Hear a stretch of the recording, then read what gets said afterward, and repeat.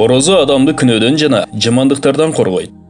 Күнөөлөр адамдын руханиятын булгайт. Адамдык таза сапаттардан алыстатат. Күнөөлөргө баткан адам өзүн өзү жарга түртүп, жан дүйнөсүн жабыркатып кирдеткен талайсыз бечарага руханий жөндөмдөрүн шайтандын жетегине тапшырган бакытсызга айландырып алат. Адамды бул сыноо дүйнөсүндөгү жашоо жолунда ченемсиз көп күнөөлөр алдынан тосуп чыгып, уулуу жыландай бутка орулуп, чагып алганга даяр турат. Бирөөдөн кутулса дагы бирөөгө чыга келет. Аларга арбалбай, шыдыр жүрүү бир топ эле кыйын. Бул жолдордогу күнөөлөргө бутташпай, шыдыр кетиш үчүн болоттой бекем эрк керек. Мындай болбогондо, тормозу кармабаган машина менен өңгүл-дөңгүл, ийри буйру жолго түшүп алган адам сыяктуу кайсыл аңгекке кулап түшөрүн алдын ала айтуу көзү ачыктык кылганга жатпайт. Демек, орозо кармоо ушундай коркунучтардын алдын алууга барабар. Орозо кээ бир адамдар үчүн туура жолдон адаштырбас, бурууга кетирбес тосмо сыяктуу, же болбосо күнөөлөрдүн канжар бычагынан коргоочу калкан шекилдүү. Ал өзү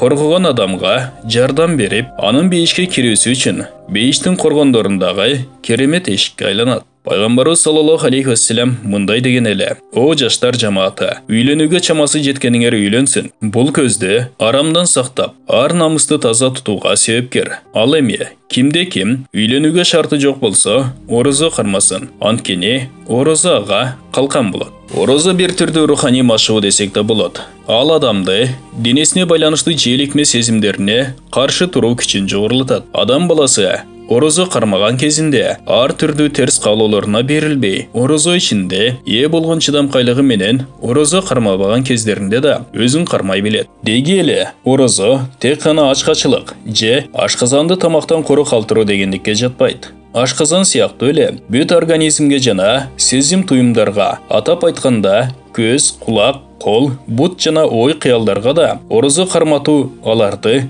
арам нерселерден, пайдасыз нерселерден алыс тутуп, ар бирине жараша кулчулук атмосферасында кармай билүү талаптагыдай орозо тутуу болуп эсептелет. Ошондо гана орозо кармаган адам бардык жагынан адал өмүр сүрүүгө көнүгүп, өз жашоосун мусулманча өткөрө алат. Пайгамбарыбыздын саллаллаху алейхи вассалам мына бул сөзү ушул мааниде айтылган: "Кимде ким мага эки жагынын ортосундагы тили менен эки бутунун ортосундагы нерселер тууралуу кепилдик берсе, мен ага бейиш үчүн кепилдик беремин." Жашоодо олку-солкулуктан алыс болуп, олуттуу өмүр сүрүүгө орозо оң таасирин тийгизет. Анткени ар дайым курсакты ток кармаганда адам организминин бардык мүчөлөрү чыңалган энергияга ээ болуп, напсинин каалоо талаптары да тескери багытта күчөйт. Мындай абалда адамдын тили да жөн турбайт, оюна келгенде оттойт. Сөөгсүз кызыл тил башкаруусуз калса, жаңылыштыктарга көп барып, адамдын аркы дүйнөсү үчүн чоң коркунучтарга себепкер болот. Тил балесинен сактануунун жападан жалгыз аргасы напсинин каалоо талаптарына чек коюу жана азайтуу болуп саналат. Орозо бул милдетти жакшы аркылайт. Пайгамбарыбыздын саллаллаху алейхи вассалам мына бул хадистери ушул мааниде айтылган: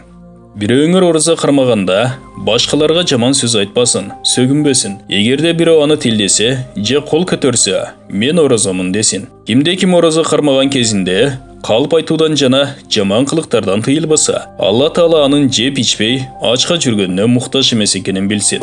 Пайгамбарыбыз саллаллаху алейхи вассалам дагы бир сөзүндө мындай деген: "Бир кыйла адамдар орозо кармаса да, кармаган орозосунан ачкалык менен чаңкоодон башка эч пайда таппайт."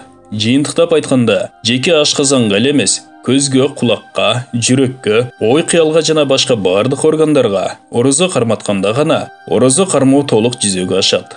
Башкача айтканда, жогоркуларды арамдан тыйып, ар бирин өзүнө жараша кулчулукта сактоо деген сөз. Адам денесиндеги эң ишкер завод болгон ашказанды орозо аркылуу тизгиндесе, дененин башка мүчөлөрү ага ээрчип, тартипке көнө баштайт.